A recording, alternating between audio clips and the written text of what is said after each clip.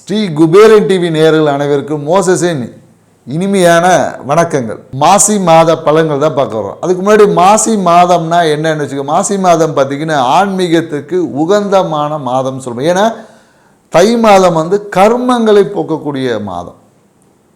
ஏன்னா அந்த காலகட்டத்தில் பார்த்திங்கன்னா நம்மக்கிட்ட இருக்கக்கூடிய நிறைய கர்மம்னா நம்ம செய்ய வேண்டிய விஷயங்களை சீராக்குவது, ஏன்னா பூர்வ புண்ணிய கர்மம் இதை எல்லாத்தையும் சரி செய்வதற்கான காலம் பார்த்திங்கன்னா தை மாதம்.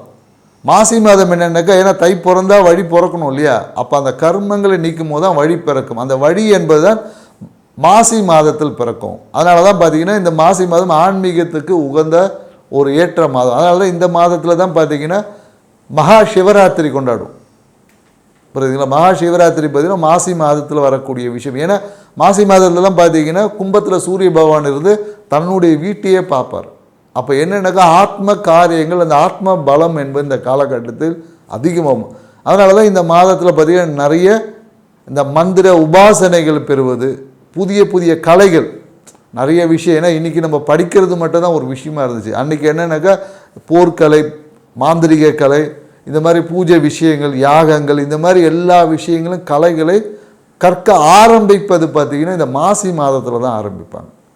அதே போல் புதிய புதிய விஷயங்களை தெரிந்து கொள்வது, குருமார்களோட ஆசீர்வாதங்களை வாங்குவது, மேலும் நிறைய இந்த மாதத்தில் பார்த்திங்கன்னா இந்த தீர்த்த வாரியம் அப்படின்னு சொல்லக்கூடிய நிறைய புண்ணிய ஸ்தலங்களில் போயிட்டு புனித நீர் ஆடுவது, இந்த மாதிரியான விஷயங்கள் எல்லாமே இந்த காலகட்டத்தில் மிக சிறப்பான ஒரு பலனை தரும். எல்லா மாதத்திலும் செய்வதை காட்டிலும் இந்த மாதம் என்பது நீங்கள் இந்த வருஷத்தில் ஒரு நாள் அப்படின்ற மாதிரி இந்த ஒரு நாள் குளிப்பது இந்த 12 மாதங்களில் நீங்கள் குளித்த அந்த விஷயத்துக்கான அந்த புண்ணியத்தன்மையை பெற்றுத்தரக்கூடிய ஒரு மாதம் தான் இந்த மாசி மாதம். அதனால் பார்த்தீங்கன்னா குறிப்பாக இந்த மாசி மாதத்தில் பார்த்திங்கன்னா இந்த சிம்ம ராசிக்கு மிகப்பெரிய அற்புத பலன்களை கொடுக்கும். சிம்ம ராசிக்காரங்களுக்கு, மேஷ ராசிக்காரங்களுக்கு, அதே மாதிரி மிதுன ராசிக்காரங்களுக்கு, இவங்களுக்கெல்லாம் பார்த்திங்கன்னா மிக அபரிவிதமான நன்மைகளை அள்ளி வழங்கக்கூடிய ஒரு சிறப்பான மாதம் தான்.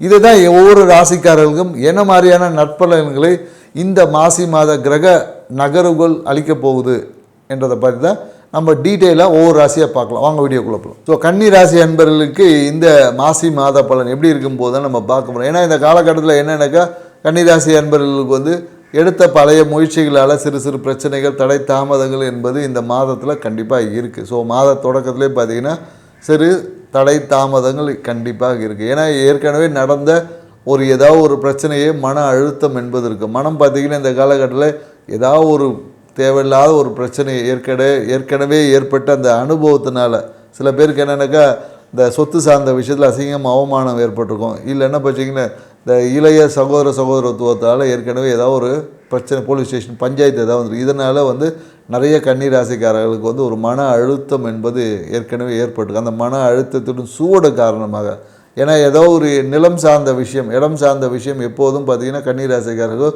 ஒரு பிரச்சனைக்குரியதாகவே இருக்கும். ஸோ அது இந்த காலகட்டத்தில் ஏதாவது கோர்ட்டு கேஸு இந்த மாதிரி போட்டிருப்பாங்க. இல்லை இந்த மாதிரி ஏதாவது ஒரு விஷயங்களில் இவங்க போய் சிக்கியிருப்பாங்க. இடம் மோசடி, நிலம் மோசடி, இந்த மாதிரியான விஷயங்கள் உங்கள் பேரும் லைட்டாக அப்படியே அடிபட்டிருக்கும். ஸோ அந்த அடிபட்டதுனால ஏற்பட்ட ஒரு மன அழுத்தம் இருக்குது இல்லையா, சமூகத்தில் ஒரு சின்ன அவப்பேர் வந்துடுச்சு அப்படின்ற ஒரு சின்ன கலக்கம் ஏற்பட்டிருக்கும். ஸோ அதனால் நிறைய கன்னி ராசிக்காரர்கள் மன அழுத்தம் ஏற்பட்டு நீங்கும்.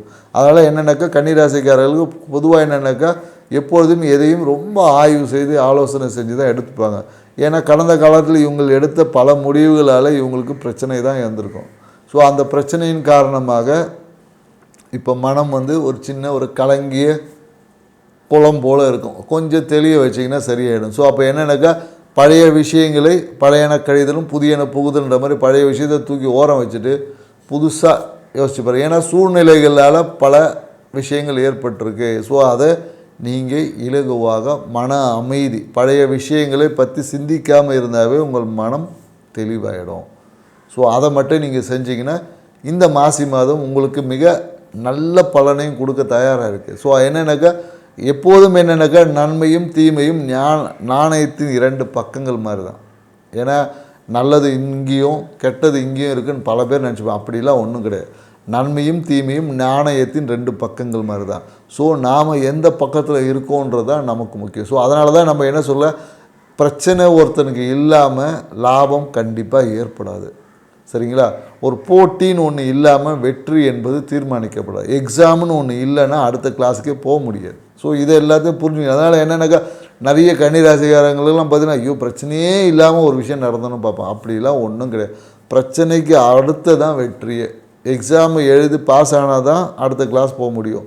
ஸோ எப்பொழுதும் அந்த பிரச்சனையை நாம் எப்படி எதிர்கொண்டு வெற்றி அடையணும் என்ற அந்த யுக்தியை மட்டும் கன்னிராசிக்காரன் தெரிஞ்சுக்கிட்டான்னு வச்சுங்களேன், இவங்க வாழ்க்கை எப்பொழுதும் ஒரு என்ன சொல்ல அப்படியே டிக் போட்டுட்டு போயிட்டே இருக்க, 4 கொஸ்டின் ஒன்று டிக் பண்ணுற மாதிரி டிக் போட்டு அடுத்த மூவ்மெண்ட்டுக்குள்ளே போயிட்டே இருக்கும். ஏன்னா கன்னிராசிகள் எப்பொழுதும் தொழில் சார்ந்த ஒரு சிந்தனை அதிகமாக இருந்திருக்கும். தொழிலில் எப்போதும் தொழிலில் ஏதாவது ஒரு விஷயங்கள் பண்ணி அடுத்த நிலைக்கு போகணும். தொழில் எப்போ எதையுமே ஒரு தொழில் பிஸ்னஸ் ஸ்ட்ராட்டஜியோடு பார்க்கக்கூடிய ஒரு ஆற்றல் கன்னிராசிக்காரங்க எப்பொழுதுக்கும் எதையுமே ஒரு பிஸ்னஸ் ஸ்ட்ராட்டஜிக்கலாகவே பார்ப்பாங்க. ஸோ இந்த காலத்தில் நிறைய பேர் என்னக்கா தொழில் ரீதியான ஒரு கடன் ஏற்படும், அதை கடன் வாங்கி தொழில் செய்யக்கூடிய வாய்ப்புகள் உருவாகும். நிறைய பேர் இந்த காலத்தில் என்ன பண்ணும், கடன் வாங்க, அந்த கடன் என்னென்னாக்கா ஒரு அரசியல்வாதிக்கிட்ட வாங்குவாங்க, தந்தைக்கிட்ட கடன் வாங்குவாங்க, இல்லை அத்தை என்ற உறவுக்கிட்ட கடன் வாங்கக்கூடிய ஒரு சூழல் என்று இந்த காலகட்டத்தில் இருக்குது. கடன் வாங்கி தொழில் செஞ்சாங்கன்னு வச்சுக்கோங்க, இந்த காலகட்டத்தில் கடன் வாங்கினா தான் தொழிலே அமையும். கடன் வாங்காமல் நீங்கள் தொழில் செய்ய முடியாது. ஸோ அதனால் இந்த காலகட்டத்தில் தொழிலை விரிவாக்கம் பண்ணுவது, தொழில் ரீதியான டெவலப்மெண்ட் பண்ணுறவங்க எல்லாமே ஒரு சிறிய கடனை பெற்று தொழில் செஞ்சு பாருங்கள். உங்கள் தொழில் மிகப்பெரிய ஒரு வளர்ச்சியை என்பது இந்த காலகட்டத்தில் அடையும். அதுவும் இந்த காலகட்டத்தில் நிறைய கடன் அரசியல்வாதிகிட்ட வாங்க முடியும் அப்படின்னு சொல்லியாச்சு. மேலும் என்னென்னாக்கா நிறைய பேர் இந்த காலகட்டத்தில் கடன் வாங்கி நிறைய இன்வெஸ்ட்மெண்ட் செய்வாங்க. லோனு அந்த மாதிரி கிடைப்பது எல்லாமே கடன் வாங்கி செய்யக்கூடிய விஷயம் இருக்குது. இந்த காலத்தில் ஷேர் மார்க்கெட் அந்த மாதிரியான விஷயங்கள் போகும்போது ரொம்ப கவனமாக போகணும். ஏன்னா புதிய ஷேர் விஷயங்கள் பண்ணிங்கன்னா அது எதுவுமே, ஏன்னா பொதுவாக என்னென்னாக்கா கன்னிராசிக்காரங்களுக்கு என்னென்னாக்கா இந்த ஷேர் இன்வெஸ்ட்மெண்ட் ரொம்ப கவனமாக பண்ணணும். ஏன்னா இதில் நிறைய லாஸ் ஆகக்கூடிய நிறைய பேரில் பார்த்திங்கன்னா கன்னிராசிக்காரெலாம் அதிகம். ஏன்னா இவங்களுக்கு ஒரு 10 ரூபா வந்தவுடனே உடனே பெரிய அமௌண்ட்டை கொடுத்து லாக் பண்ணிவிடுவாங்க, இல்லை லாங் டேர்ம் இன்வெஸ்ட்மெண்ட்டில் போட்டுருவாங்க. அந்த ஷேர் பார்த்திங்கன்னா ரொம்ப இவங்க வாங்கும் போது ஸ்ட்ராட்டஜிலாம் நடுவில் ஒரு அளவுக்கு போயிருக்கும், ஆஹா நமக்கு கிடைச்சிரும்னு பார்ப்பேன். இவங்க அதை விற்கும் போது பார்த்திங்கன்னா ரொம்ப கேவலமான அமௌண்ட்டுக்கு போயிருக்கும். ஸோ அந்த மாதிரி தான் இவங்களுடைய ஷேர் ரீதியான பிஸ்னஸ் ஸ்ட்ராட்டஜின்னு இருக்குது. அதே இவங்க ஒருத்தவங்க அட்வைஸ் பண்ணியிருப்பாங்க, இந்த ஷேரில் போடுப்பா சூப்பராக போகணும், அவனுக்கு பார்த்தீங்கன்னா மிகப்பெரிய லாபத்தை கொடுத்துரும். அப்போ என்னென்னாக்கா கன்னிராசிக்காரங்க ஷேர் முதலீடு செய்யும் போது உங்கள் பேரில் செய்யாதீங்க. நீங்கள் என்ன பண்ணணுன்னா, ஒன்று உங்கள் நண்பர் மூலிமா பண்ணணும், இல்லை உங்கள் வாழ்க்கை துணை, உங்கள் கணவனா மனைவி அந்த மாதிரி வச்சுக்கணும். அவங்க மூலியமாக நீங்கள் செய்யும் போது மட்டும்தான் உங்களுடைய வெற்றி என்பது, லாபம் என்பது மிகப்பெரிய ஒரு வளர்ச்சி அடையும். நீங்கள் உங்கள் பேரில் செஞ்சிங்கன்னா, உங்கள் பேரில் நீங்கள் வாங்க, இதை நிறைய பேருக்கு அனுபவிச்சிருப்பீங்க. நீங்கள் அனுபவிச்சிங்கன்னா கூட உங்கள் கமெண்ட்ஸில் போடலாம் நீங்கள். ஸோ உங்கள் பேரில் நீங்கள் செய்யக்கூடிய அந்த ஷேர் இன்வெஸ்ட்மெண்ட்டு மிக கேவலமாக போகும். அதே நீங்கள் மற்றவங்களுக்கு சஜஷன் சொல்லும் போது அது மிகப்பெரிய இருக்குது. அப்போ நீங்கள் என்ன பண்ணுங்க, இதையே நீங்கள் தொழிலாக செய்யணும்.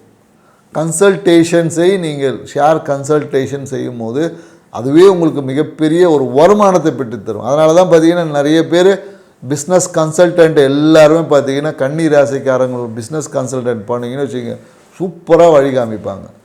ஆனால் அவங்களோட விஷயத்தில் பல குழப்பங்கள், பர்சனலில் அவங்க ரொம்ப வீக். ஆனால் எக்ஸ்டர்னல் சப்போர்ட் மிகப்பெரிய ஒரு என்ன சொல்லுது, மிகப்பெரிய கோடீஸ்வரர்களை உருவாக்கக்கூடிய ஆற்றல் இந்த கன்னி ராசிக்காரங்களுக்கு. ஆனால் இவங்களுக்கும் செய்யும் போது பார்த்திங்கன்னா நிறைய இடத்துல மாட்டிகிட்டு இருக்காங்க. ஸோ இதை நம்ம நிறைய கன்னி ராசிக்காரங்களை அஸ்ட்ராலஜியை பார்த்தும் நம்ம சொல்லியிருக்கோம். அதனால் கன்னி ராசிக்காரங்க அவங்க பேரில் செய்த கடலில் அவங்களோட வாழ்க்கை துணை பேரில் செய்யும் போது அவங்களுக்கு மிகப்பெரிய ஒரு வெற்றியும் வளர்ச்சி என்பது இருக்குது. அதே போல் இந்த காலகட்டத்தில் பார்த்திங்கன்னா நிறைய விஷயங்கள் ஃபுட் அலர்ஜிஸ் என்பது ஏற்படும். குறிப்பாக என்னென்னாக்கா இந்த காலத்தில் கண்ணுக்காக ஒரு மருத்துவமனை செல்வது, கண் டெஸ்ட்டு இந்த மாதிரியான விஷயங்கள் செய்யக்கூடிய வாய்ப்பு இருக்குது. கண்ணுக்காக ட்ரீட்மெண்ட் எடுக்கக்கூடிய ஒரு வாய்ப்பு என்பது இந்த காலகட்டத்தில் இருக்குது. மனம் ஐ டெஸ்ட்டு, கண்ணுக்காக ஏதாவது ஒரு விஷயங்கள் செய்யக்கூடிய வாய்ப்பு என்பது. வருமானம் என்பது இந்த காலகட்டத்தில் ஒரு ஆவரேஜான வருமானம் தான் இருக்கும். மேலும் நீங்கள் எடுக்கக்கூடிய முயற்சி இந்த காலகட்டத்தில் முயற்சியால் ஏதாவது ஒரு பிரச்சனைக்கு அப்புறம் தான் வெற்றி என்பது இருக்குது. குறிப்பாக இந்த காலகட்டத்தில் வீடுக்காக எடுத்த முயற்சி பார்த்தீங்கன்னா இந்த காலகட்டத்தில் கண்டிப்பாக நிறைய கன்னிராசிக்காரங்களை வீட்டை எடுத்து கொஞ்சம் பொருளாதாரம் சார்ந்த விஷயத்தில் ஒரு அழுத்தத்தால் சிக்கக்கூடிய ஒரு வாய்ப்பு இருக்குது. ஏன்னா தொழில் முதலிலிருந்து எடுத்து போடக்கூடிய ஒரு வாய்ப்பு தான் இருக்குது. ஸோ அதனால் வேலை செய்கிறவங்களுக்கு பார்த்திங்கன்னா புதிய வீடு வாகனங்கள் என்பது இந்த காலகட்டத்தில் அமைச்சிருக்கும். அந்த வீடு கட்டக்கூடிய முயற்சியால் பொருளாதாரம் சார்ந்த விஷயத்தில் ஒரு அழுத்தம் என்பது இந்த காலகட்டத்தில் கண்டிப்பாக இருக்குது. ஸோ இந்த காலத்தில் மனம் என்பது உங்கள் மனதை இயக்கக்கூடிய விஷயம் எல்லாமே சூழ்நிலைகள் தான் உங்கள் மனதை இயக்கும். அதனால் என்னென்னாக்கா சிச்சுவேஷன் சாதகமாக இருந்தால் நீங்கள் உங்கள் மனம் ரொம்ப பிரைட்டாக இருக்கும். அங்கே ஏதாவது ஒரு பிரச்சனைனா இங்கே நீங்கள் அடி வாங்கிக்கிறீங்க. ஸோ இந்த காலகட்டம் குரு வக்கர நிவர்த்தி ஆனதுக்கப்புறம் பார்த்திங்கன்னா உங்களுக்கு எல்லாமே ஒரு சக்ஸஸ், இழுபறியாக இருந்த எல்லா விஷயத்தையும் நீங்கள் சக்ஸஸ் ஆகக்கூடிய ஒரு வாய்ப்பு என்பது இருக்குது. எது இருந்தாலும் சரி, கையில் காசு இருந்துச்சுன்னா கன்னிராசிக்காரங்க பிரச்சனையிலேருந்து ஈஸியாக வெளியே வந்துடுவாங்க. ஆனால் கையில் காசு இல்லாத கன்னிராசிக்காரங்க தான் பிரச்சனையை அனுபவிக்கக்கூடிய ஒரு சூழல் என்பது இந்த காலகட்டத்தில் இருக்குது. ஸோ இந்த காலகட்டத்தில் என்னென்னாக்கா அண்ணன்ற உறவு பார்த்திங்கன்னா பொதுவாக கன்னிராசிக்காரங்க யாரையும் அவ்வளோ சீக்கிரத்தில் நம்பி பயணிக்க மாட்டாங்க. ஏன்னா அவங்கள மட்டும்தான் நம்புவாங்க. ஏன்னா சூழ்நிலைகள் அவங்களுக்கு நிறைய ஞானத்தையும் படிப்பினையும் அபரிவிதமாக கொடுத்துருக்கோம். ஸோ அதனால் என்னென்னாக்கா சூழ்நிலைகளால் தான் இவங்களுடைய லாபம் என்பது தீர்மானிக்கப்படும். ஸோ சூழ்நிலைகள் தான் இவங்களுடைய பணத்தையும் காலி பண்ணது சூழ்நிலைகள் தான். ஸோ அதனால் என்னென்னாக்கா இவங்க அதிகமாக யார் மீதும் நம்ப மாட்டாங்க.